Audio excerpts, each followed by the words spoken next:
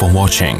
Don't forget to like, comment, share and subscribe to Mufti Tariq Masood, famous scholar.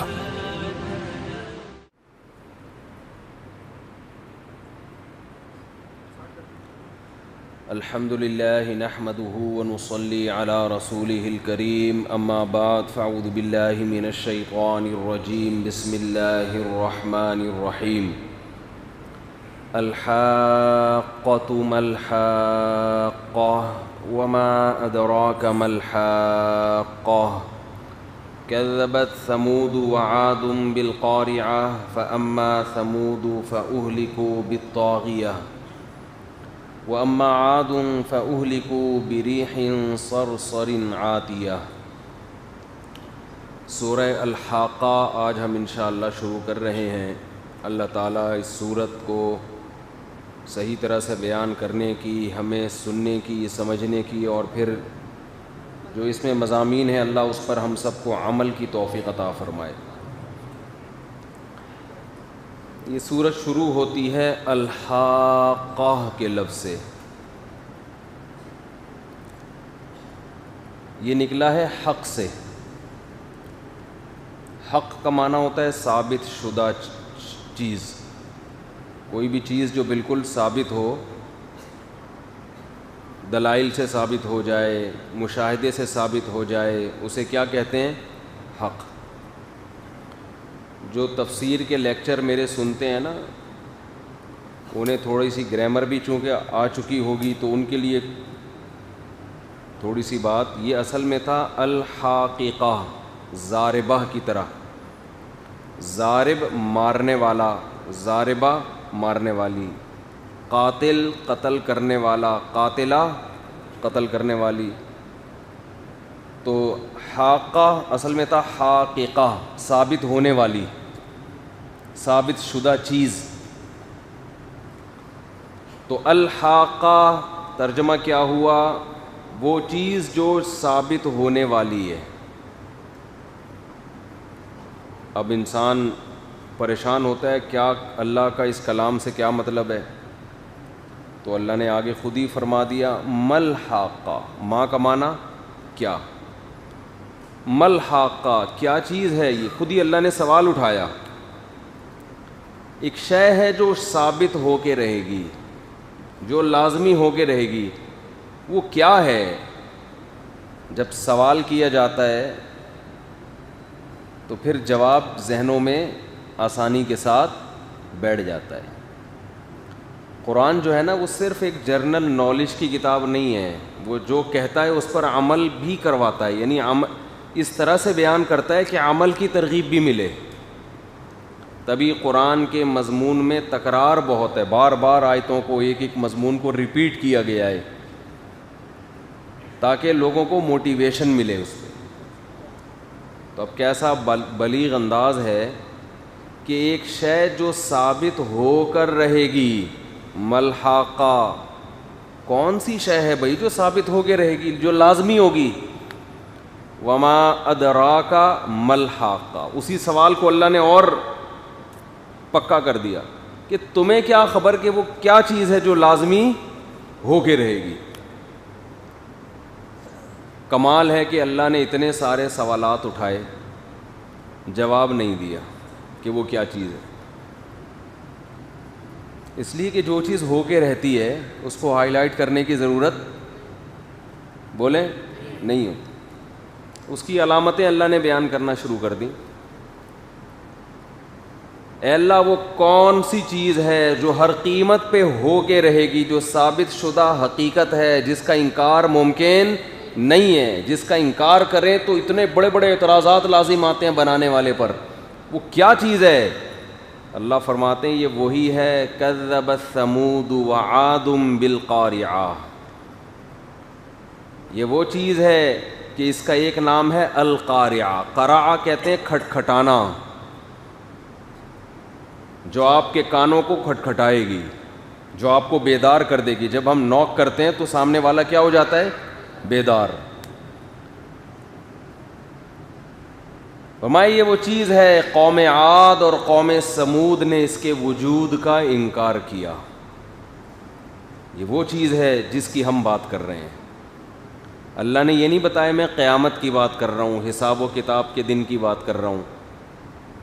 اصل میں اس سے مراد ہے قیامت. ایک دن قیامت واقع ہو کے رہے گی اور انسانوں کو اپنے اعمال کا حساب دے کے رہنا ہے, مر کے مٹی ہو کے ختم نہیں ہو جانا. حساب کے لیے ایک دن کھڑے ہونا ہے اللہ کے سامنے. یہ وہ چیز ہے جو الحاقہ ہے, جو ہو کر رہے گی. اللہ کہہ رہے ہیں تمہیں کیا پتا کہ وہ کیا ہے ہونے والی. کہا یہ وہی چیز ہے جس کے ہونے کا انکار قوم عاد اور قوم سمود نے کیا. یہ وہ اس کی ہم بات کر رہے ہیں. یعنی اللہ اشارہ دے رہے ہیں کہ اب تو تمہیں سمجھ میں آ گیا ہوگا کہ کون سی چیز ہے جو بہرحال ہو کر رہے گی. آپ جب کسی کو خبر دیتے ہیں نا ایک کام ہے بھائی جو ہونے والا ہے لازمی ہوگا, تو ایک دم سامنے والے کے کان کھڑے ہو جاتے ہیں, یار کون سا کام ہے جو ہونے والا ہے. بہت بڑی خبر دی جاتی ہے. جیسے 30واں پارہ جب شروع ہوتا ہے تو اس میں بھی یہی انداز ہے اللہ کا, عما یتساءلون, یہ لوگ کس چیز کے بارے میں آپ سے پوچھتے ہیں, اعتراض کر رہے ہیں آپ پر. عن النبأ العظیم, ایک بہت بڑی خبر ہے جس کے بارے میں یہ آپ سے پوچھ رہے ہیں.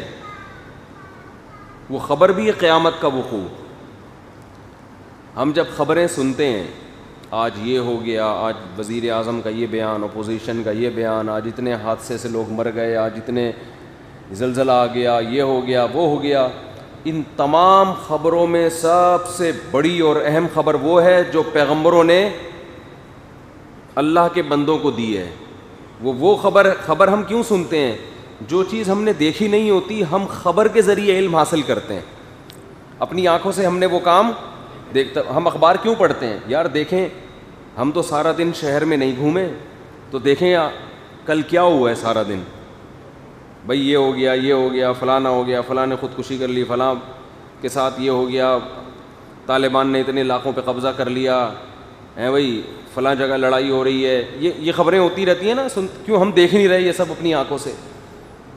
تو خبر کا مطلب کیا ہوتا ہے؟ وہ چیز جو آپ کی نظر سے اوجھل ہے تو آپ دوسروں سے سن کے اس کا علم حاصل کر رہے ہو. وہ خبر کبھی چھوٹی ہوتی ہے, کبھی آپ کے لیے بہت زیادہ امپورٹنٹ ہوتی ہے, بڑی ہوتی ہے. کبھی تو آپ کے لیے وہ خبر بہت چھوٹی ہے. مثال کے طور پر خبر آئی کہ جی کراچی کے گٹر حسب حال ابل رہے ہیں. خبر ہے بھائی, یہ تو بچپن سے سنتے آ رہے ہیں. کراچی کے گٹروں پہ ڈھکن بہت سے علاقوں میں نہیں ہے, سنتے رہتے ہیں. اس میں اتنے آدمی بارش میں بجلی کے کھمبے سے چپک کے ہلاک ہو گئے. نارمل خبر ہے. ابھی بھی بارش ہوئی ہے نا کراچی میں, تو چپکے ہوئے لوگوں کی تصویریں آ رہی ہیں. کوئی بیچارہ تار سے الٹا لٹکا ہوا ہے, کوئی بیچارہ بائک والا کھمبے سے ٹکرا کے شہید ہو گیا. یہ تو آ رہی ہیں خبریں. تو یہ ایک عام آدمی کے لیے کیا ہے یہ خبر؟ نارمل.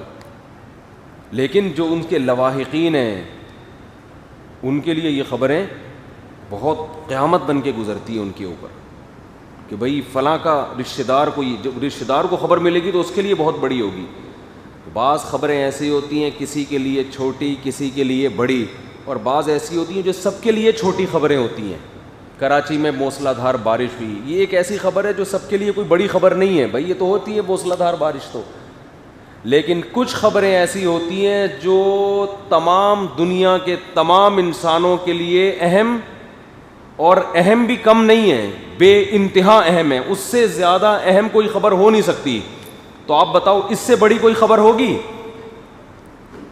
یعنی ایک تو یہ خبر ایسی ہے کہ آپ کے لیے نہیں امپورٹنٹ. بعض خبریں آپ کے لیے امپورٹنٹ ہیں, میرے لیے ان کی کوئی ویلیو نہیں ہے. بعض خبریں امریکہ کے لیے بہت اہم ہیں, پاکستان کے لیے اہم نہیں ہے. بعض خبریں جاپان کے لیے بہت اہم ہیں, فرانس کے لیے اہم نہیں ہیں. بعض خبریں انڈیا کے لیے بہت اہم ہیں, چین کے لیے اہم نہیں ہیں. لیکن بعض خبریں ایسی ہیں جو چین کے لیے بھی, امریکہ کے لیے بھی, پاکستان کے لیے بھی, گورے کے لیے بھی, کالے کے لیے بھی, اور غریب کے لیے بھی, امیر کے لیے بھی, مرد کے لیے بھی, عورت کے لیے بھی. ایسی کوئی خبر ہوتی ہے؟ ایسی کوئی خبر نہیں ہوتی کہ جو سبھی کے لیے اہم ہو. مثال کے طور پر اگر یہ خبر آ جائے کہ بھئی دنیا تباہ ہونے والی ہے, تو یہ خبر بھی سب کے لیے امپورٹنٹ نہیں ہے. جو لوگ خودکشی کرنا چاہتے ہیں وہ اس خبر سے پریشان نہیں ہوں گے بلکہ خوش ہو جائیں گے, چلو خود ہی ہو رہی ہے تباہ. لیکن اللہ جو خبر دے رہا ہے نا, اللہ وہ ایسی خبر ہے جو پیغمبروں کے ذریعے اللہ خبر دے رہے ہیں کہ وہ ساری دنیا کے سارے انسانوں, سارے ملکوں, سارے سائنسدانوں, سارے ڈاکٹروں, سارے انجینئروں, سارے فلاسفرز, سارے مرد, ساری عورتیں, ساری قومیں, صحت مند ہوں, بیمار ہوں, غریب ہوں, امیر ہوں, خوبصورت ہوں, بدصورت ہوں, ہر ایک کے لیے امپورٹنٹ بھی ہے, اور اتنی امپورٹنٹ ہے کہ اس سے زیادہ اہم کوئی خبر ہو نہیں سکتی. اس لیے اللہ اس خبر کو جب بیان کرتے ہیں تو ایسی سرخیاں لگاتے ہیں اس کے اوپر, الحاقہ, وہ ہو کے رہے گی. ملحاقہ کون سی چیز ہے جو ہو کے رہے گی؟ وما ادراک ملحاقہ, تمہیں کیا خبر کہ وہ کیا ہے؟ اللہ فرماتے ہیں میں نہیں بتاؤں گا کہ وہ کیا خبر ہے, میں اس کی صفات بیان کروں گا کہ اتنی امپورٹنٹ خبر ہے کہ اس کے جھٹلانے والوں کو میں نے معاف نہیں کیا, ان کو تباہ و برباد کیا, پوری پوری قوموں کو اٹھا کے پٹکائے. تو اس خبر میں جو ہولناکیاں ہیں اور اس واقعے میں جو ہولناکیاں ہیں اس کا اندازہ لگا لو وہ کیسی ہوں گی. خبر کی اہمیت کا اس سے بھی پتہ چلتا ہے کہ اس خبر کی تصدیق جو انکار کرنے والے ہیں نا ان کو بھی معاف نہ کیا جائے. تو یہ بہت اہم خبر ہوتی ہے کہ اتنی اہم خبر کو آپ ویلیو نہیں دے رہے اور آپ اس کو کیا کر رہے ہو, انکار کر رہے ہو. دیکھو کوئی بھی خبر آپ کے پاس جب آتی ہے, آپ بولو میں نہیں مانتا ایسا ہوا ہے, تو سامنے والے کو طیش آئے گا؟ ہے بھائی, نہیں آئے گا. وہ کہے گا یار ہماری بلا سے ہوا ہو. جیسے کوئی کہے کہ بھائی کراچی میں کرنٹ لگنے سے اندر لوگ مر گئے, کہ نہیں 10 لوگ نہیں مرے, 5 مرے ہیں. اب اس پہ کوئی پھڈا تھوڑی ہو جائے گا. کیا خیال ہے؟ کوئی جھگڑا ہو جائے, تو 10 کہہ رہے میں 5 ہے, میں ثابت کر کے دکھاؤں گا. بھائی یہ ایسی خبر ہے, کوئی مانے ٹھیک ہے, نہیں مانے تو بھائی اس کا خیال ہے کہ نہیں ہوگا. لوگ ان چیزوں پہ لڑتے نہیں ہیں. لیکن اگر کوئی ایسی خبر شائع ہو کہ آپ اس کو نہیں مان رہے اور اس بیس پہ نہ ماننے والے کو تباہ کر دیا جائے کہ ماننا ہے, یہ خود اس کی علامت ہوتی ہے کہ یہ خبر معمولی نہیں ہے. یہ کون سی خبریں ہوتی ہیں؟ جن کا عملی زندگی سے تعلق, جن کا عملی زندگی سے تعلق. کوئی ایسی خبر دی جا رہی ہے جس کا ہماری پریکٹیکل لائف پہ اثر پڑ رہا ہے اور آپ اس خبر کا انکار کر رہے ہو, پھر سامنے والے کو غصہ آئے گا. آپ نے کسی کو خبر دی کہ بھائی میری جو امانت تمہارے پاس ہے نا 1 لاکھ روپے, وہ سلیم کے پاس نہ رکھوا دینا, وہ لے کے بھاگ سکتا ہے. سامنے والا کہہ رہا ہے آپ نے سلیم کے بارے میں غلط رپورٹ پیش کی ہے, سلیم امانت دار آدمی ہے, اس نے آپ کی خبر کا انکار کیا نا, آپ کو فوراً وہم ہو جائے گا کہ بھائی اس کا مطلب یہ میرے پیسے کس کو دے دے گا, ہے بھائی یہ سلیم کے پاس رکھوانے کے پورے موڈ میں اور میرے پیسے گئے تیل لینے. ٹھیک ہے نا. اس خبر کے انکار پہ آپ خاموش نہیں رہو گے کہ چلو تمہاری رائے ہے کہ وہ اچھا آدمی ہے, میری رائے ہے کہ برا آدمی ہے, تو ہمارا آپس میں اختلاف ہو گیا, کوئی مسئلہ نہیں. آپ یہاں لڑو گے, آپ بولو گے بھائی میں ثابت کر کے دکھاؤں گا کہ وہ ٹھیک آدمی نہیں ہے, کیونکہ اب اس کو ٹھیک ماننے پر آپ کو اپنے پیسے ڈوبتے ہوئے نظر آ رہے ہیں. قیامت کی خبر ایک ایسی خبر ہے کہ اس کے وجود کو ماننے والے کی زندگی بالکل اپوزٹ چلتی ہے, اور جو اس کا انکار کرنے والے ہیں ان کی زندگی بالکل دوسری سمت میں چلتی ہے. دونوں میں 90 ڈگری کا فرق ہوتا ہے, ایک ادھر کو جا رہا ہے, دوسرا بالکل اس کے اپوزٹ جا رہا ہوتا ہے.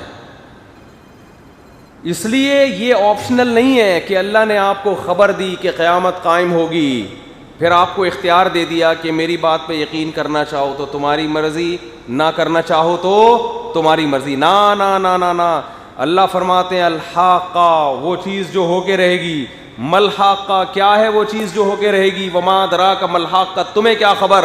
فرمائی یہ وہ چیز ہے کہ قوم عاد اور قوم سمود جن کے قد کھجور کے تنوں کے برابر تھے, اتنے اسٹیبل قوم, معاشی ترقی, دولت, آبادی اور مضبوط سینوں والے من اشد منا قوہ کا نعرہ لگاتے تھے کہ ہم سے زیادہ طاقتور کون ہے. بھائی باہر جا کے بات کرو یار, ادھر کھڑے ہو کے بات نہیں کرو.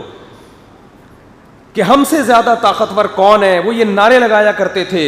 اس کے باوجود اللہ فرماتے انہوں نے ایک بات کا انکار کیا, کہ ایک بات کا انکار کیا, وہ کیا, کہ پیغمبر نے کہا کہ قیامت قائم ہوگی, مر کے مٹی ہو کے ختم نہیں ہو جاتے. انہوں نے انکار کیا. اللہ فرماتے ہیں دونوں قوموں کو میں نے اٹھا کے پٹک دیا, ہلاک کر دیا دونوں قوموں کو. کیونکہ اس خبر کو ماننے اور نہ ماننے میں عملی زندگی میں زمین اور آسمان کا فرق ہے. جو اس خبر کو نہیں مانتے تھے وہ بیٹیوں کو زندہ دفن کر کے بھی مطمئن زندگی گزارتے تھے. عرب جو تھے وہ بیٹیوں کو, اپنی معصوم بیٹیوں کو اپنے ہاتھوں سے دفن کرتے تھے. کیوں؟ ان کا خیال یہ تھا کہ اس کا ہم سے قصاص لینے والا, بولو, کوئی بھی نہیں. کون پوچھے گا ہم سے؟ قرآن نے کہا قیامت آئے گی. وَإِذَا الْمَوْءُودَةُ سُئِلَتْ, زندہ دفن کی ہوئی بچی کو اکھاڑ کے اللہ اپنے سامنے لا کے کھڑا کرے گا اور کہے گا بِأَيِّ ذَنبٍ قُتِلَتْ, بتا تجھے کس جرم میں قتل کیا گیا, لا اپنے قاتل کو میرے سامنے کھڑا کر, میں پوچھوں گا اس سے اس کا کیا جرم تھا جس کی وجہ سے اس کو تو نے مٹی میں دفن کیا ہے. کتنا فرق ہے. جو نہیں مان رہا وہ بیٹیوں کو زندہ دفن کر رہا ہے اور مطمئن زندگی گزار رہا ہے. جو مان رہا ہے اسے پتا ہے کہ آج اس کو دفن کروں گا, کل مجھے قیامت کے دن خدا کے سامنے جواب دینا ہے. وہ بیٹیوں کو پیدا ہونے کے بعد دفن کرنا تو دور کی بات, جس عورت کو یہ خیال ہوتا ہے نا کہ خدا کے سامنے مجھے جواب دینا ہے, وہ بچہ پیدا ہونے کے بعد مارنا تو دور کی بات, وہ ماں کے پیٹ میں بھی حمل ضائع کرتے ہوئے کانپتی ہے کہ کل قیامت کے دن مجھے اس کا حساب دینا ہے. سمجھ میں آ رہی ہے بات کہ نہیں آ رہی ہے؟ بہت فرق ہے قیامت کو ماننے والوں میں اور نہ ماننے والوں میں, بہت فرق ہے اس میں. تو اس لیے اللہ فرماتے ہیں کذبت ثمود, قوم سمود بہت پاورفل لوگ تھے. قوم عاد بہت طاقتور. یہ لوگ کیا کہتے تھے؟ من اشد منا قوہ. جب پیغمبر نے ان کو بتایا نا کہ تم مر کے مٹی ہو کے ختم نہیں ہوتے, ایک دن آئے گا اسی مٹی کو دوبارہ انسان بنا کے اللہ اپنے سامنے کھڑا کرے گا, حساب لے گا, تو سب سے پہلے تم سے یہ پوچھے گا کہ یہ پتھر کی مورتیاں تمہاری کیا لگتی تھی جن کے سامنے تم سر جھکاتے تھے. میں ابھی قلات گیا ہوں نا, وہاں کی میں نے ویڈیو بنائی ہے, تو وہاں میں مندر میں بھی گیا, پرانے مندر ہیں وہاں. میں نے ویسے ہی وہاں کے جو مہاراج کہتے ہیں ان کو, اس سے ملا. خیر کوئی ہماری تمیز سے بات چیت ہوئی, ویسے ہی میں نے ایک بات پارسل کر دی ان کو. میں نے کہا دیکھو میں نہیں کہہ رہا کہ میں صحیح ہوں یا آپ صحیح ہیں, یہ تو ایک پھڈے والی بات ہے نا. آپ غور کرو کہ ایسا تو نہیں کہ ہو سکتا ہے مسلمان غلط ہو, اور یہ بھی تو ہو سکتا ہے کہ ہم غلط ہو. تو تحقیق کرو. یہ تو نہیں کہ جس گھر میں پیدا ہو گئے بس اسی پہ چلتے چلے جا رہے ہیں. قوم عاد قوم سمود کیا کر رہی ہے؟ پتھر کے بنے ہوئے بتوں کو پوجتی ہے. پیغمبر نے کیا کہا کہ دیکھو جب تک اللہ کے سامنے جواب دہی کا خوف نہ ہو نا, صرف دلائل سے بات سمجھانا ممکن نہیں ہے. انسان نہ اپنے نفس کو مطمئن کرنے کے لیے بہت ہوشیاری سے دلائل کے تانے بانے ملا کے اپنے آپ کو مطمئن کر لیتا ہے.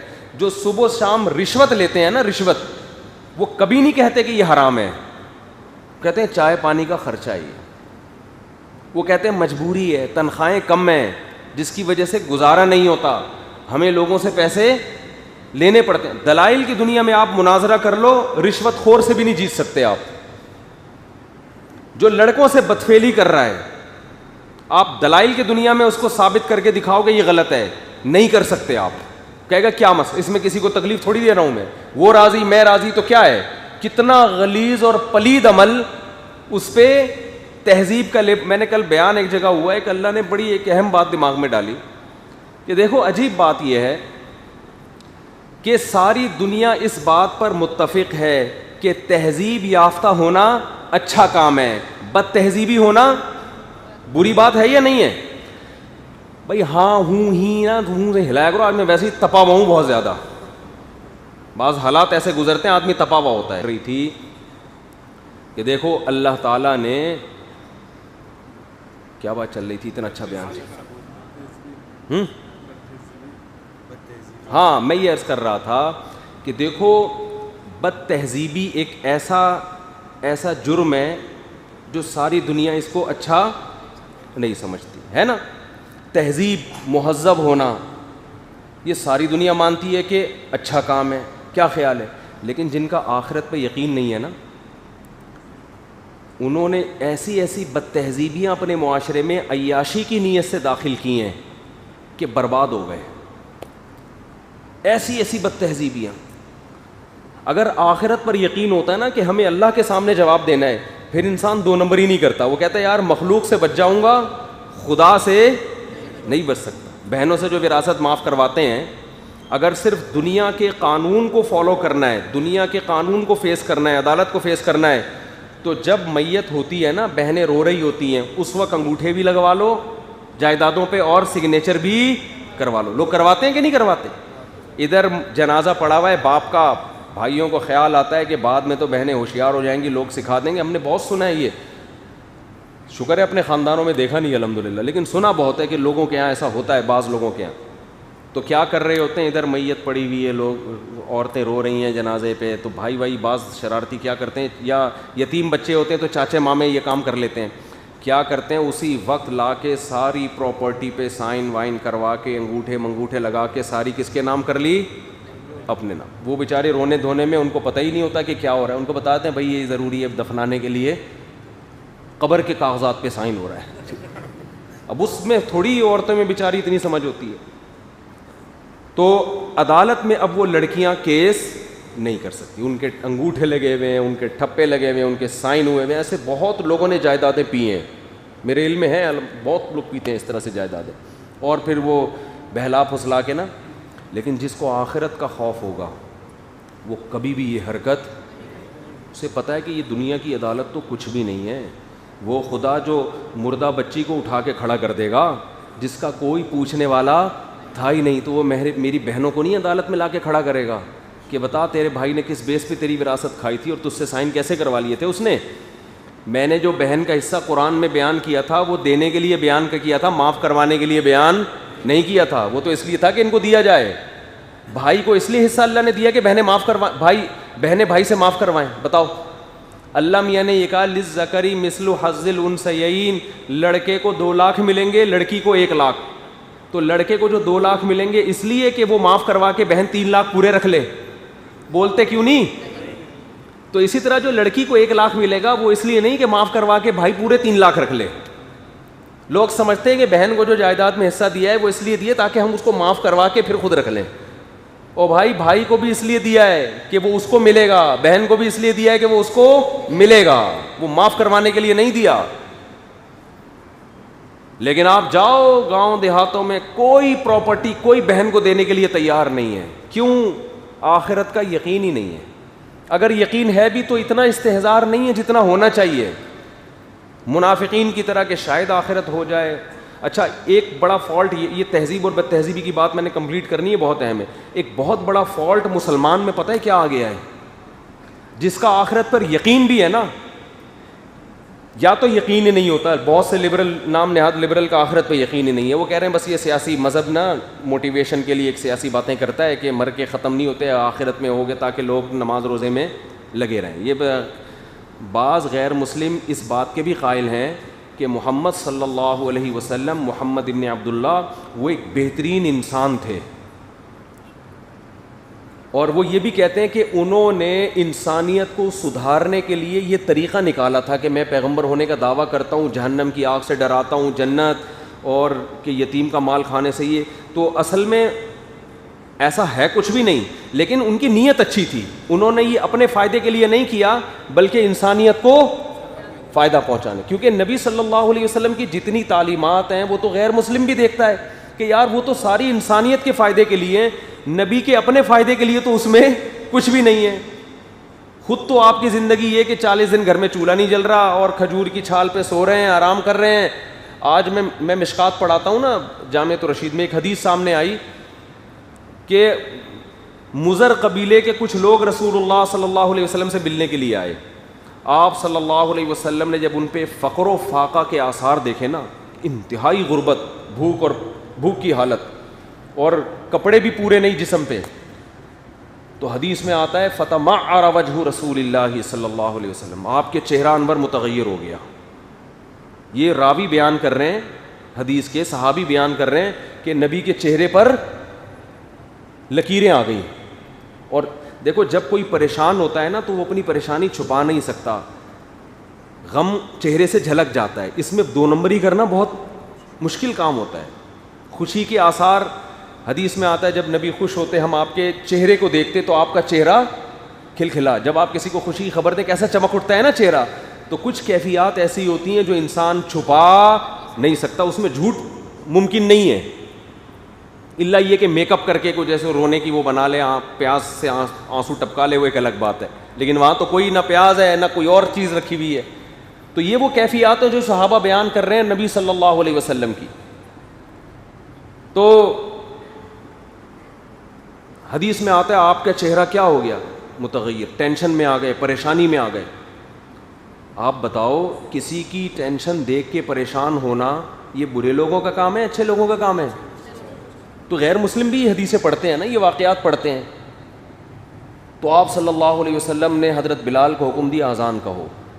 نماز قائم ہوئی، آپ ممبر پہ کھڑے ہو کے آپ نے خطبہ دیا، اور آپ صلی اللہ علیہ وسلم نے فرمایا، سورہ حشر کی آیات تلاوت کی، وَلْتَنظُرْ نَفْسٌ مَّا قَدَّمَتْ لِغَدٍ یا ایھا الذین آمنوا اتقوا اللہ، لوگو اللہ سے ڈرو، یا ایھا الناس اتقوا ربکم، یہ والی آیتیں بھی پڑھی سورہ نساء کی، اے لوگو اپنے رب سے ڈرو. اور سورہ حشر کی آیتیں بھی پڑھی کہ اللہ سے ڈرو، وَلْتَنظُرْ نَفْسٌ مَّا قَدَّمَتْ لِغَدٍ، اور ہر نفس کو چاہیے وہ دیکھے کل کے لیے کیا جمع کر رہا ہے. تو ان کی قبیلے کے لوگوں کی حالت دیکھو، آخرت کمانے کا بہترین موقع ہے، کل کے لیے دیکھو کیا کر رہے ہو. صحابہ کرام کوئی کھجوریں لے کر آ رہا ہے، کوئی کپڑے لے کر آ رہا ہے. ایک صحابی اتنا بڑا تھیلا لے کر آئے گھر سے کہ ان کے ہاتھ سے وہ چھوٹ گیا تھیلا، اتنا بھاری تھا، یعنی ان قبیلے کے لوگوں کو کھلانے کے لیے. تو یہ نبی اپنے لیے مانگ رہے ہیں یا ان لوگوں کے لیے؟ ان لوگوں. پھر آپ نے فرمایا کسی کے پاس کچھ بھی نہیں ہے، وَلَوْ بِشِقِّ تَمْرَةٍ، کھجور اگر آدھی کوئی لا سکتا ہے نا، کوئی غریب اتنا ہے کہ 2 کھجوریں اس کے گھر میں ہیں، تو ایک کھجور کو توڑ کر آدھی کھجور ان کو لا کے دے دے، تاکہ کل قیامت کے دن اللہ کے عذاب سے بچ سکے. وہ کہہ سکے کہ اللہ میں نے کچھ غریب لوگ دیکھے تھے جن کی یہ حالت تھی تو مجھ سے یہی ہو سکا، میں نے یہی کر لیا. کیسی موٹیویشن ہے کہ نہیں ہے، کیسی زبردست ترغیب ہے. پھر جب ان کو سیر ہو گئے وہ لوگ، ان کو اتنا مال مل گیا کہ ان کی ضرورت پوری ہوئی، تو آپ صلی اللہ علیہ وسلم اتنا خوش ہوئے، فرمایا الدال علی الخیر کفاعلہ، فرمایا جو نیکی کی رہنمائی کرتا ہے وہ ایسے جیسے اس نے نیکی کی ہو. یعنی خوشی کا اظہار کیا کہ میں نے تمہیں صدقے کی ترغیب دی تو مجھے بھی صدقے کا پورا ثواب ملے گا، یعنی اللہ نے میرے لیے بھی اجر لکھ دیا ہے. تو یہ غیر مسلم بھی یہ چیزیں پڑھتے ہیں پوری سندوں کے ساتھ. یہ بھی نہیں کہا جا سکتا کہ یہ واقعہ غلط ہے، یہ مسلمانوں نے گڑھا ہوا ہے. او بھائی ایک چیز گڑھی جاتی ہے، 2 چیز پوری سندوں کے ساتھ، ہزاروں حدیثیں کون بیٹھ کے گڑھے گا؟ اور وہ بیان کرنے والا کوئی مصر میں بیٹھا ہے، کوئی جناب مدینہ میں بیٹھا ہے، کوئی کوفہ میں، کوئی بصرہ میں، کہاں سے حدیثیں ہمارے پاس مختلف سندوں سے جمع ہو رہی ہیں. پھر جن سندوں سے ہو رہی ہیں ان سندوں کے راویوں کے حالات کتابوں میں لکھے ہوئے ہیں، ان کے بارے میں ان کے علاقے کے لوگوں کے تبصرے. ایسا اللہ نے اپنے حبیب کی حدیث صلی اللہ علیہ وسلم کی حدیثوں کے جمع کرنے کا انتظام کیا ہے کہ جب کوئی غیر مسلم بھی پڑھے گا وہ انتہائی بدبخت ہوگا تو کہے گا یہ جھوٹے واقعات ہیں. ذرا سی بھی اس میں شعور ہوگا نا وہ کہے گا یار اتنے سارے لوگ اتنے مختلف جگہوں پر اتنے بڑے جھوٹ پہ جمع نہیں ہو سکتے کہ وہ بھی جھوٹ بول رہے ہیں وہ بھی جھوٹ بول رہے ہیں. کہاں تک ہوں گے ایک راوی کے حالات. ہم جب حدیث بیان کر رہے ہیں کہ صحابی نے کہا، غالباً یہ عبداللہ بن مسعود رضی اللہ تعالیٰ عنہ تھے اس حدیث کے راوی، ہم جب کہہ رہے ہیں کہ ان صحابی نے کہا کہ نبی نے یوں کیا ہے، تو غیر مسلم پوچھ سکتا ہے تمہیں کیسے پتہ چلا ان صحابی نے کہا ہے؟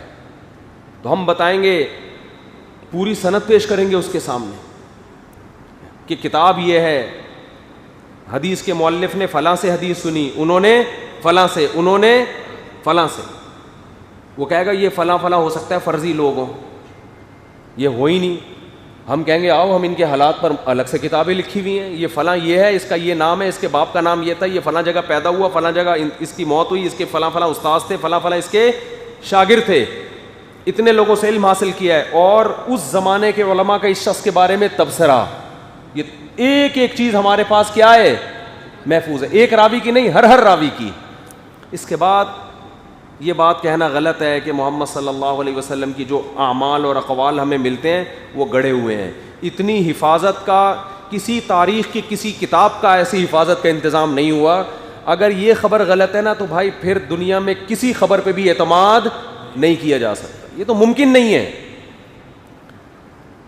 ہم تو بتا رہے ہیں کہ نبی سے فلاں صحابی نے سنا, پھر ان سے فلاں تابعی نے, اور پھر ایک تابعی نہیں اور بھی ہیں جو کہہ رہے ہم نے بھی یہ سنا ہے, ہم نے بھی یہ سنا ہے. اور ایک تابعی دمشق میں ہے, دوسرا مصر میں ہے, تیسرا کوفہ میں ہے, وہ کہہ رہے میں نے بھی کوفہ جا کے سنی ہے. آج ایک اور حدیث ہم نے پڑھی, حضرت ابو درداء رضی اللہ تعالیٰ عنہ کے پاس ایک تابعی مدینہ سے چل کر آئے دمشق میں, اور کہنے لگے میں نے سنا ہے کہ آپ نبی سے منسوب ایک حدیث بیان کرتے ہیں, اللہ کی قسم صرف وہ ایک حدیث آپ سے سننے کے لیے میں مدینہ سے چل کے آپ کے پاس آیا ہوں. میں طلبہ سے کہہ رہا تھا دیکھو مشکات میں یہ جو آج ہم بیٹھ کے حدیث پڑھا رہے ہیں, ہم تو یہاں بیٹھ کے پڑھا رہے ہیں, یہ ایک حدیث, صرف ایک حدیث ہمارے پاس اتنی محنت سے آئی ہے کہ مدینہ سے ایک شخص اونٹوں پہ گھوڑوں پہ پیدل چلائے شام پہنچائے, کتنا لمبا سفر. اور ابو درداء صحابی رسول جو دمشق میں بیٹھے ہوئے تھے, کیونکہ جہاد ہو رہا تھا, اسلامی سلطنتیں پھیل رہی تھی, صحابہ دنیا میں پھیل گئے تھے, دمشق جا کے ان سے ایک حدیث سننے کے لیے آئے کہ آپ نبی سے وہ حدیث جو بیان کرتے ہیں میں چاہتا ہوں میں براہ راست سنوں, تاکہ میں اپنے شاگردوں کو بتاؤں کہ میں نے ابو درداء سے براہ راست سنی ہے. پھر شاگرد بتائیں کہ انہوں نے ہم نے قیس ابن کثیر سے براہ راست سنی ہے, یہ راوی کا نام قیس ابن کثیر تھا. پھر وہ کہیں ہم نے ان سے سنی ہے, اور بالآخر پھر اس اہتمام کے بعد جا کے وہ کتابوں میں محفوظ ہوگی, اور ان تمام کے راویوں کے حالات بھی محفوظ ہوں گے. ایک ایک حدیث اس طرح سے محفوظ ہوئی ہے. یہ خود محمد صلی اللہ علیہ وسلم کے سچے نبی ہونے کی علامت ہے. کسی کذاب اور جھوٹے کو خدا کی طرف سے ایسا پروٹوکول نہیں مل سکتا. اللہ کہتے ہیں کہ محمد صلی اللہ علیہ وسلم, تم یہ کہتے ہو معاذ اللہ پر جھوٹ باندھتے ہیں. ان کی شخصیت, جھوٹی نبوت تو دور کی بات, ایک بات بھی ہماری طرف غلط منسوب کر دے نا تو ہم ان کا دایاں ہاتھ پکڑ کے ان کی شہرک کاٹ ڈالیں. کیوں؟ ان کی شخصیت کو ہم نے ایسا بنا دیا ہے کہ یہ جو کہیں گے لوگ سمجھیں گے یہ کس کا کلام ہے, اللہ کا. تو یہ عام انسانوں کی طرح نہیں ہے کہ جو کہہ دیں, نہ, ان کی شخصیت کو ہم نے ایسا بنا دیا ہے, ایسا صادق اور امین کی مہر ان پر لگ چکی ہے کہ اب اگر یہ ایک بات بھی ہماری طرف غلط منسوب کریں گے تو ہم ان کو پنپنے نہیں دیں گے. ہاں کوئی بھنگی چرسی اٹھ کے دعویٰ کرے نبوت کا تو وہ تو لوگوں کا قصور ہے نا کہ اس کو مان کیوں رہے ہو. دیکھو جب کوئی سفیر کسی ملک سے آئے, دیکھنے میں سفیر لگ رہا ہو, اس کے پاس کارڈ بھی ہو, اس کے پاس ثبوت بھی ہو کہ میں امریکہ کا سفیر ہوں, پھر الٹی سیدھی باتیں کرے, امریکہ چھوڑے گا اس کو؟ اور ہو وہ جھوٹا سفیر پھر بھی نہیں چھوڑے گا, فوراً برات کا اعلان کرے گا میرا اس سے کوئی تعلق نہیں ہے. لیکن ایسے کوئی بھنگی اٹھ کے بولے مجھے امریکہ نے بھیجا ہے, مجھے اوباما نے, کیا نام ہے آج کل نئے صدر کا نام پتہ نہیں کیا ہے, خیر جو بائیڈن نے بھیجا ہے, مجھے دھوتی بنیان میں آیا, جو بائیڈن نے مجھے بھیجا ہے عمران خان سے میری ملاقات کروا دو.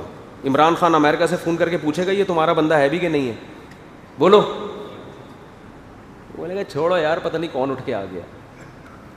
تو یہ قادیانی دلیل دیتے ہیں کہ قرآن کہتا ہے کہ محمد صلی اللہ علیہ وسلم اگر ہماری طرف ایک معاذ اللہ جھوٹ بھی بولیں, معاذ اللہ, تو ہم ان کی شہرک کاٹ ڈالیں.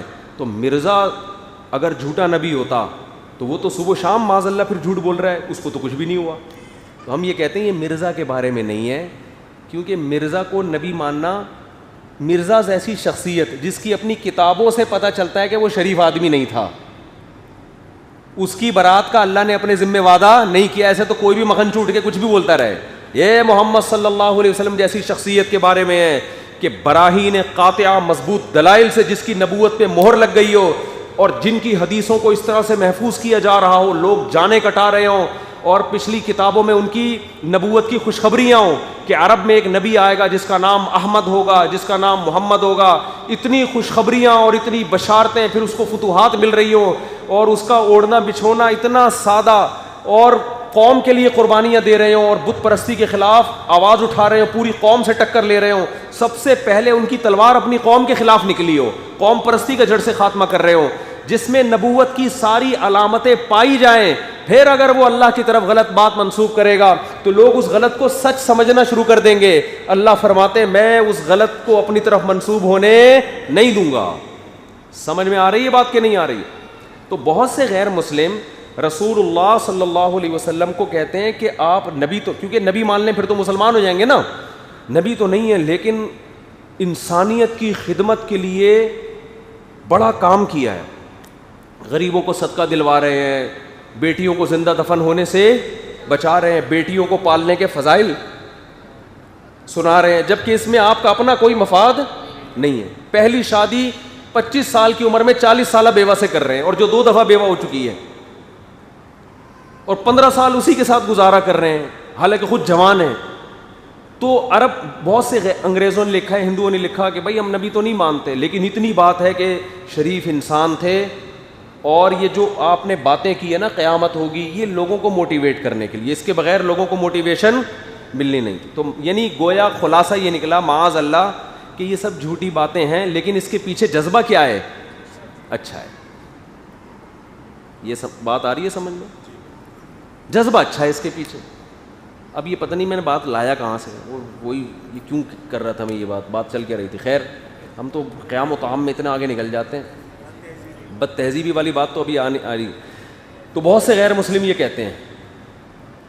تو اب کیا ہے, وہ یہ کہتے ہیں کہ بھائی یہ آخرت واخرت کچھ بھی نہیں ہے, مر کے مٹی ختم بس فنش. اب یہ بات بڑی اہم بات تھی جو کسی وجہ سے میں نے یہ پورا بیان کیا تھا کہ یہ غیر مسلم کہتے ہیں تو کیوں کہتے ہیں. خیر چلو وہ جو تھا وہ ہو گیا, وہ رہ گئی بات. تو میں یہ عرض کر رہا تھا کہ دنیا میں سب سے بڑا جرم کیا ہے؟ بد تہذیبی. جو ساری دنیا مانتی ہے کہ مہذب قومیں اچھی ہوتی ہیں اور غیر مہذب بولو نا بری. لیکن اگر آپ کا آخرت پر ایمان نہیں ہے, جیسے نبی نے موٹیویٹ کیا آخرت کے ذریعے نا, صحابہ کو بتایا آخرت کے لیے تیاری کرو, کیا کیا گھر سے لے کر آ رہے ہیں اس مضر قبیلے کے لوگوں کے لیے, کیا کیا لا رہے ہیں گھر سے, بھائی بورے اٹھ نہیں رہے ان سے, سب کچھ لا کے نچھاور کر دیا, بھائی ان کو کھلاؤ. آخرت کا جذبہ نہیں ہو تو شراب چھوڑنا ممکن نہیں. نبی نے جب فرمایا کہ شراب حرام ہے, قرآن میں آیتیں نازل ہوئی, انما الخمر والمیسر والانصاب والازلام رجس, پلید بری چیزیں, چھوڑ دو اس کو. آپ بتاؤ ایک آدمی کے لیے شراب چھوڑنا اتنا مشکل, پوری قوم کے لیے کتنا مشکل ہوگا. لیکن مدینہ کی گلیوں میں ایسے شراب بہہ رہی تھی جیسے چشمے بہہ رہے ہوں پانی کے, سب نے انڈیل دی. اور آپ نے فرمایا کہ شراب پینا بھی حرام, شراب کے برتن میں پانی پینا بھی حرام ہے, برتن بھی توڑ دو. جو شراب کے برتن تھے نا, کیا مطلب, تاکہ گناہ کی یادگار بھی کیا ہو جائے.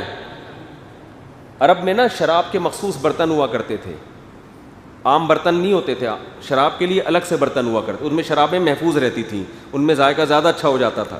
کدو کو تراش کے بناتے تھے, کدو ہے نا, اندر سے کھوکھلا کر کے اس کو خشک کر کے وہ برتن بنا لیا. اب تو نبی نے حکم دیا کہ ان برتنوں کو بھی توڑ دو, مٹکے توڑ دو شراب کے. پھر بہت عرصے کے بعد جا کے آپ نے اجازت دی کہ اب برتن رکھ سکتے ہو, تاکہ گناہ کی یادگاریں بھی کیا ہو جائیں, ختم. کتنا مشکل کام ہے, جو قوم صدیوں سے شراب پیتی آ رہی ہو, اور شراب بھی یہ والی نہیں, انگور کی شراب ہوتی تھی, کھجور کی شراب ہوتی تھی, جو بہت سخت شراب ہوتی ہے. آسان ہے چھوڑنا, لیکن کس چیز نے چھڑوایا؟ بھائی نہیں چھوڑو گے تو آخرت میں اس کا حساب بولو دینا پڑے. انہوں نے چھوڑ دیا, بھائی آخرت کی آگ ہم برداشت نہیں. ایسا یقین آیا صحابہ کو آگ پر. دیکھو معاذ اللہ نقل کفر, نبی صلی اللہ علیہ وسلم یہ سب باتیں ایسی کر رہے ہوتے ہیں نا جو ایک سیاسی باتیں ہوتی ہیں. سیاسی باتوں پہ لوگوں کو اتنی جلدی یقین نہیں آتا, اس کے پیچھے دلائل کی قوت ہوتی ہے.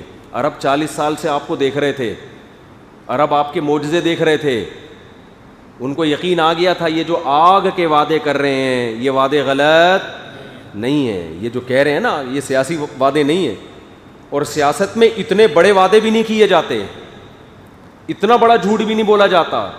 ہرقل نے کہا تھا نا ابو سفیان سے جب وہ مسلمان نہیں ہوئے کہ انہوں نے کبھی جھوٹ بولا ہے, انہوں نے کہا نہیں 40 سال میں کبھی نہیں بولا. اس نے کہا یہ کیسے ہو سکتا ہے, جس شخص نے 40 سال میں ایک دفعہ بھی جھوٹ نہ بولا ہو پھر وہ بولے تو اتنا بڑا جھوٹ بول دے کہ میں خدا کا پیغمبر ہوں.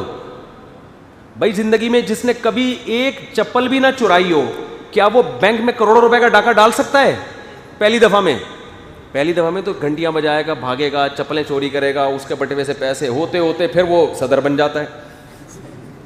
ایک دم سے تھوڑی ہو جاتا ہے یہ.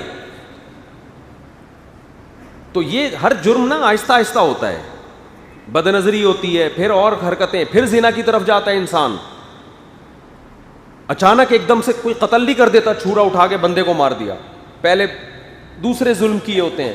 تو ہرقل کتنا عقل مند تھا, اس نے کہا یہ کیسے ہو سکتا ہے کہ 40 سال جو شخصیت تمہارے درمیان رہی اور ایک حرف بھی ان کی زبان سے کبھی تم نے جھوٹ کا نہیں سنا, جب بولنے پر آئے تو اچانک اتنا بڑا جھوٹ کہ میں خدا کا پیغمبر, یہ ہو نہیں سکتا.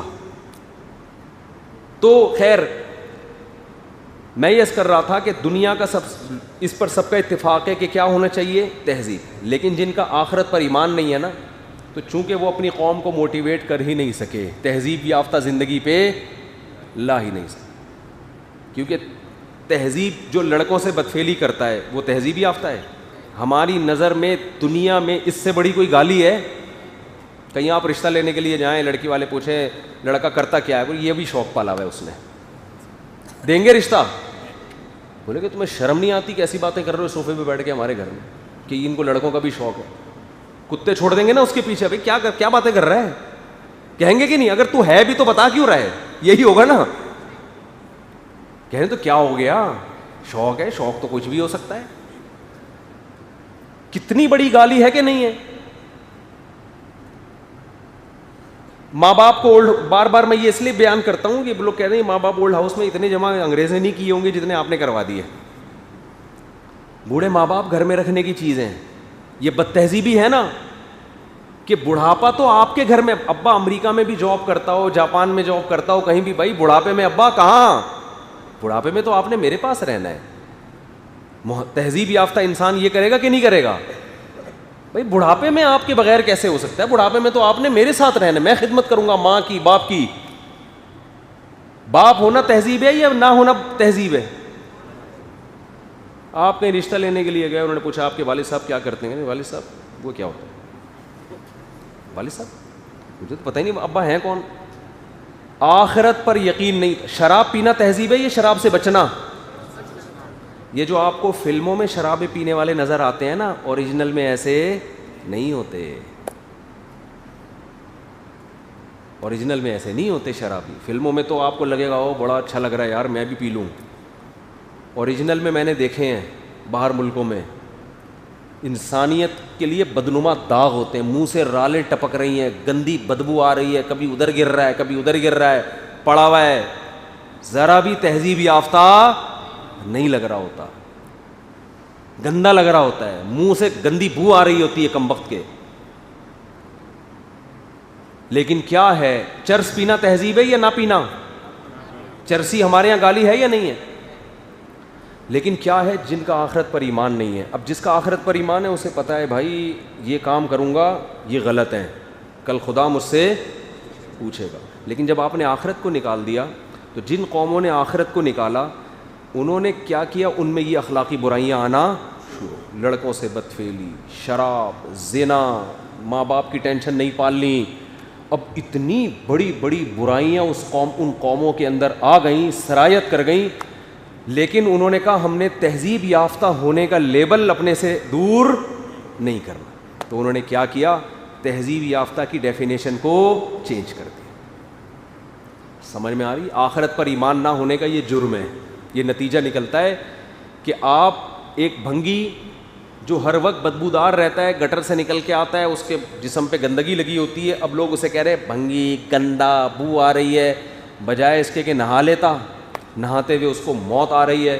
اس نے کیا کیا, آکسفورڈ یونیورسٹی فون کیا اور بولا کہ بھائی ڈکشنری میں جو ڈرٹی اور گندگی کی جو ڈیفینیشن ہے میں پیسے دینے کے لیے تیار ہوں, اس کو چینج کر دو اور اس میں لکھو کہ ڈرٹی اسے کہتے ہیں جو صبح صبح روزانہ نہا کے نکلتا ہے, جس کے جسم سے عود اور عنبر کی خوشبو آ رہی ہے.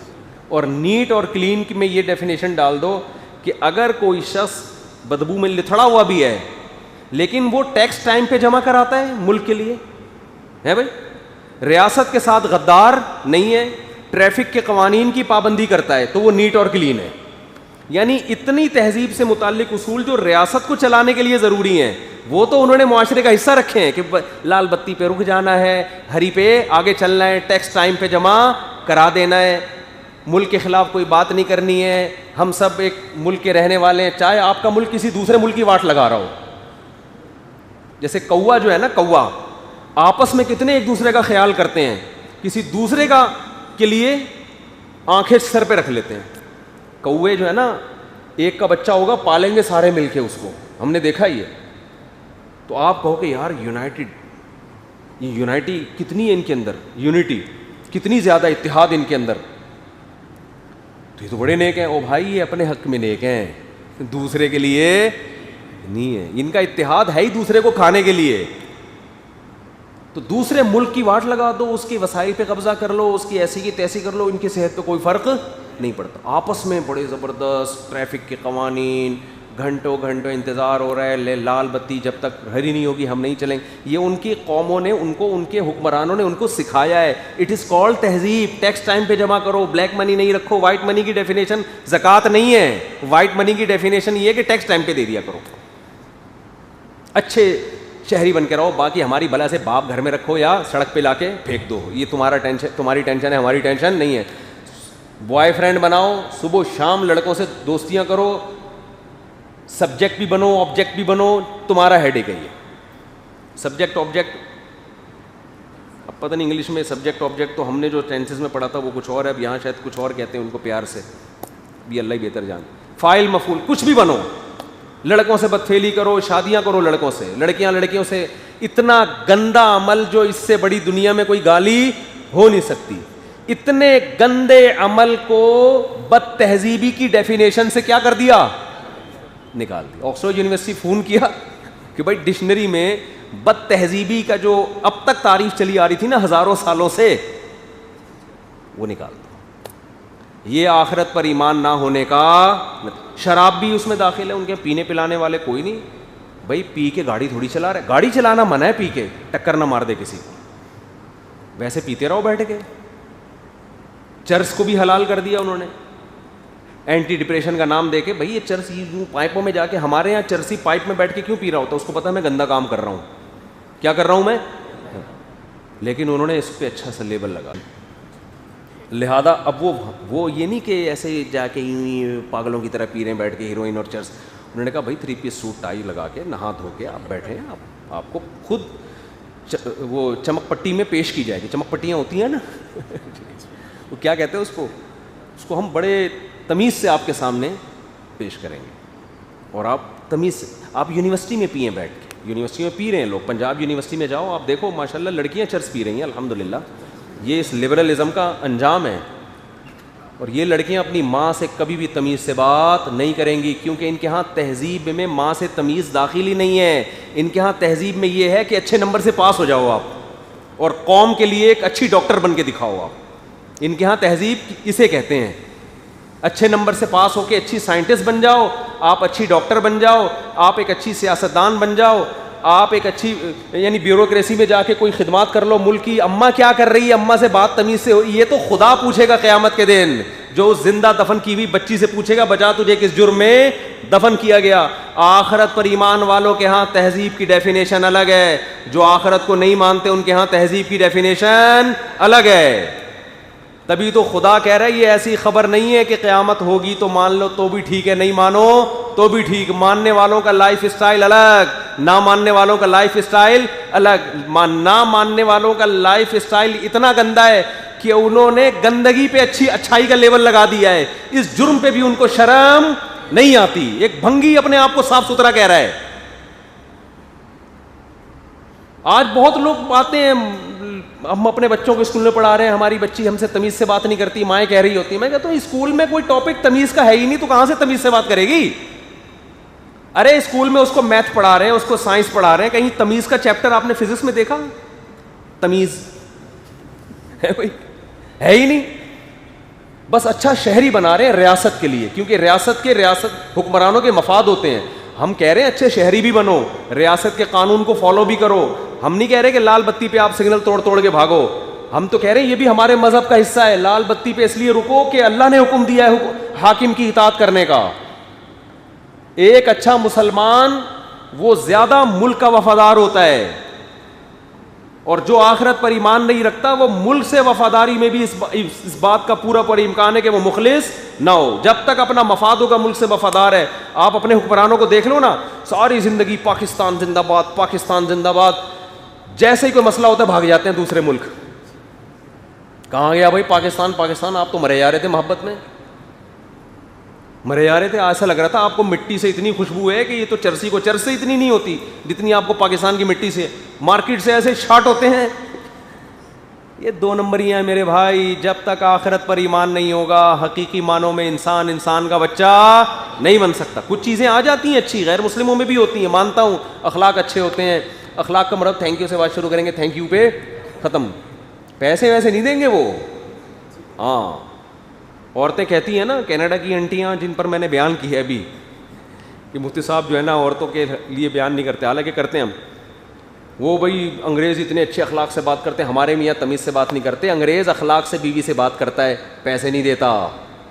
پیسہ ایک دھیلا نہیں دے گا بیوی کو. ہمارے یہاں گالیاں دے گا مگر پیسے کروڑوں روپے لوٹا دے گا. بچوں کے لیے جائیدادیں خرید کے مرتا ہے, کروڑوں روپے کی جائیدادیں چھوڑ کے جا رہا ہوتا ہے بچوں کے لیے بیوی کے لیے خرید رہا ہوں.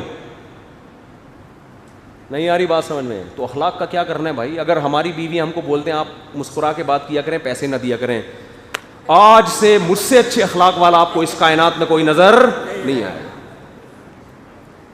اگر میرے گھر والے مجھے کہتے ہیں پیسے نہیں چاہیے, بس گھر میں آئیں مسکرا کے بات کریں, تو میں پہلے باقاعدہ فورہینڈ سے, ٹوتھ پیسٹ سے, فورہینڈ سے اچھا ہے ٹھیک ہے, اس سے میں برش کروں گا ہر دفعہ گھر جانے سے پہلے, اور 32 نکال کے بیٹھ جاؤں گا. Thank you thank you thank you thank you, اول آخر 11 دفعہ,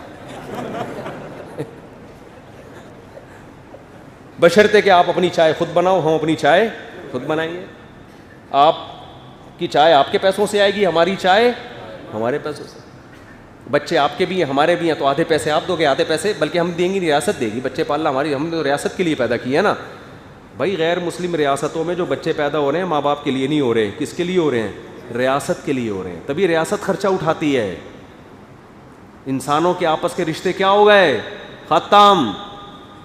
اب لوگ نا, مجھے بھی کبھی کبھار, میں نے ایک دفعہ اخلاق پہ بیان کیا, گھر جا کے میرا پڈا ہو گیا. جمعے پہ میں نے بیان کیا گھر میں بیویوں سے بہت اچھے طریقے سے رہنا چاہیے, یہ وہ 10 سال پرانی بات. میں گیا تو پتہ نہیں کسی بات پہ کیا, وہ گھر والوں کا موڈ خراب تھا, ہمارے بھی واو. اب اس کے بعد مجھے ہنسی آنا شروع ہو گئی. میں نے کہا یار بیان کیا چل رہا تھا اور ہو کیا. اچھا میں ٹینشن الحمدللہ کوشش کرتا ہوں نہ لوں. اب میں اگر بہت بڑا صوفی ہوتا میں اسی کو ٹینشن لے کے بیٹھ جاتا, یار اف توبہ یار یہ تو بہت غلط ہو گیا, بیان کیا کہ یہ ہو کیا رہا ہے نا. ہم نے کہا چلتا ہے. کیا ہوتا ہے بھائی, جب گھر ہے, بچے ہیں, گوشت بھی کھا رہے ہیں, روٹی بھی کھا رہے ہیں, ایسا تھوڑی ہو سکتا ہے کہ لڑیں نہیں. اس لیے ہم کبھی اتنا ایسا بنا کے اپنے آپ کو پیش ہی نہیں کرتے. میں تو اپنا رشتے کا واقعہ میں نے سنایا تھا نا آپ کو. وہ رشتہ لینے آئے تو شہد کا بزنس میرا دیکھا, 3 دن تک ایک بوتل بھی بکتی ہوئی ان کو نظر نہیں آئی. انہوں نے کہا بکتا کب ہے, انکار کر دیا رشتے. دل کے ارماں آنسوں میں بہہ گئے, ان کے بچے ہم کو ماموں کہہ گئے, تو انکار کر دیا. تو ہم تو کہتے ہیں بھائی ٹھیک ہے بھائی, ہم تو ایسے ہی ہیں جیسے آپ کو نظر آ رہے ہیں, بس کوئی بہت بھائی ہم تو اسی معاشرے میں رہتے ہیں, تو اتنا زیادہ ان چیزوں کو سر پہ مسلط کرنے کی ضرورت ہی نہیں ہے. ایسا ہم لوگ بزرگوں کے واقعات پڑھتے ہیں, اتنے اچھے اخلاق تھے بھائی, وہ ایک ہی بزرگ کے تھے بس. نارمل آدمی نارمل ہی ہوتا ہے, بد اخلاق نہ ہو بس. ہر وقت جا رہا ہے گھر میں ایسے جیسے چنگیز خان کی اولاد آ رہی ہے, ایسے بھی بعض لوگ ہوتے ہیں. مسکرا کے جاؤ, اچھی طرح سے رہو. کبھی کبھار کبھی بیگم کا موڈ آف ہے تو آپ چپ ہو جاؤ, آپ کا موڈ آف ہے تو وہ کون چپ ہو جائے؟ اس کا فیوز اڑ گیا تو آپ چپ ہو جاؤ, آپ کا فیوز اڑ گیا تو وہ, اسی طرح گھر چلتا ہے. اور ان چیزوں کو زیادہ سیریس نہ لیا کرو. اکثر کیا کرتے ہیں, کسی گھر میں جھگڑا ہوتا ہے نا, میں ایک جگہ پہلے رہا کرتا تھا تو اوپر 2 فیملیاں اوپر رہتی تھیں, پرانی بات ہے, یہاں کی بات نہیں ہے, کہیں اور کا واقعہ بتا رہا ہوں. اب ان کے گھر میں پھڈا, ایک صاحب آئے, کہتے ہیں یہ دیکھو یہ نمازیوں کا حال ہے, وہ نمازی پرہیزگار لوگ, ان کا حال ہے, یہ دیکھو کیسے لڑ رہے ہیں. میں نے کہا کوئی مسئلہ نہیں ہے یار, یہ تو سب گھروں میں ہوتا ہے, تم کھڑے ہو کر یہاں سن کیوں رہے ہو ان کا پھڈا, تم زیادہ برے ہو, ابے اپنا کام کرو جاؤ, وہ لڑ رہے ہیں ان کا ہیڈک ہے. ہماری پاکستانی قوم کو نا ایک بہت بڑا مسئلہ پتہ ہے کیا ہے, دوسرے کے کام میں گھسنا. بھائی وہ گھر والے لڑ رہے ہیں, وہ ان کا ہیڈک ہے نا, وہ سب پوری ایک فیملی ہے, پورے بچے ہیں ان کے, تو تھوڑا خود ہی بیلن مار بور کے پٹا کے سیٹ ہو کے بیٹھ جائیں گے. تو خام خامے نیک لوگ بھی لڑتے ہیں, برے بھی لڑتے ہیں, سب جگہ سب کچھ ہوتا ہے. جو گھر چلاتا ہے نا, چلانے والا آدمی, اس کی طبیعت میں لچک ہونی چاہیے. جب تک لچک نہیں ہوگی گھر نہیں چل سکتا. اتنا نیک کہ بھائی بالکل ایسے گھر میں جب بھی جاؤں درود شریف کی محفلیں جمی ہوئی ہوں, ہر طرف صلاۃ والسلام علیک یا رسول اللہ کی صدائیں گونج رہی ہوں, ہر طرف قل واللہ احد پڑھی, ایسا نہیں ہوتا بھائی. تو ایسے تو خیر جلدی سے بات کو ختم کرتا ہوں. آخرت پر ایمان لانے والوں کا اور نہ لانے والوں کا لائف اسٹائل چینج ہوتا ہے. تو اس لیے اللہ نے فرمایا کہ جو قیامت قائم ہو کے رہے گی, یہ محمد صلی اللہ علیہ وسلم کی معاذ اللہ سیاسی خبریں نہیں ہیں. اگر یہ سیاسی خبر ہوتی, قوم عاد اور قوم سمود جیسے طاقتور لوگوں نے انکار کیا. تاریخ کی کتابیں اور آسمانی کتابیں اٹھا کے دیکھو, اللہ نے ان قوموں کو کیسا تباہ اور کیسا برباد کیا ہے. تو بھائی یہ بہت بڑی خبر ہے جس پر ہم سب کا ایمان ہے. تو اس لیے آج آپ جس خوشیوں میں ہیں, کبھی بھی گناہ کر کے یہ نہ سمجھیں کہ جیسے میں آج مزے میں ہوں کل بھی ہوں گا. اصل میں انسان گناہ کیوں کرتا ہے؟ لوگ فحش فلمیں دیکھ رہے ہیں, لوگ بدنظری کر رہے ہیں, زنا کر رہے ہیں, کہہ رہے ہیں کچھ بھی نہیں ہو رہا ہمیں. جو زنا کرنے والا ہے وہ تو کہہ رہے ہیں ہم تو مزے کی زندگی گزار رہے ہیں, کچھ بھی نہیں ہو رہا. اور بھائی یہ کچھ اس لیے ہی تو نہیں ہو رہا کہ آخرت کے لیے رکھا ہے اللہ نے. اگر آخرت نہ ہوتی تو اللہ بھی کر دیتا. انسان اپنی موجودہ حالت کو دیکھ کر دھوکے میں آتا ہے. قرآن کہتا ہے لا یأمن مکر اللہ الا القوم الخاسرون, اللہ کی تدبیر سے خسارے والے لوگ ہی بے خوف ہوتے ہیں, عقل مند کبھی بے خوف نہیں ہوتے. فرعون کو کتنا موسیٰ علیہ السلام نے سمجھایا, لیکن فرعون کی سمجھ میں کیوں نہیں آ رہا تھا؟ وہ کہہ رہا تھا ابھی بھی میری حکومت ہے, میں موسیٰ کی ایک نہیں مان رہا. موسیٰ کے سارے دلائل کو مسترد کر دیا. مناظرہ جو مقابلہ حضرت موسیٰ سے ہوا تھا اس میں ہم ہار گئے, پھر بھی میں نے موسیٰ کی نہیں مانی. میں نے ہزاروں جادوگروں کو قتل بھی کر دیا, کچھ بھی نہیں ہو رہا. اس سے فرعون کس میں آیا؟ دھوکے میں. وہ کہہ رہے میری حکومت ہے, ہادی الانہار تجری من تحتی. لوگوں موسیٰ برحق ہوتے تو کتنے عرصے سے ہمارا جھگڑا ہو رہا ہے, لیکن ابھی بھی غریب موسیٰ ہیں اور طاقتور کون ہے؟ میں ہوں. میں تو میرے تو مزے اسی طرح ہے, ہزاروں لوگوں کو میں نے قتل کر دیا, کچھ بھی نہیں ہو رہا. یہ بہت بڑا دھوکہ ہے.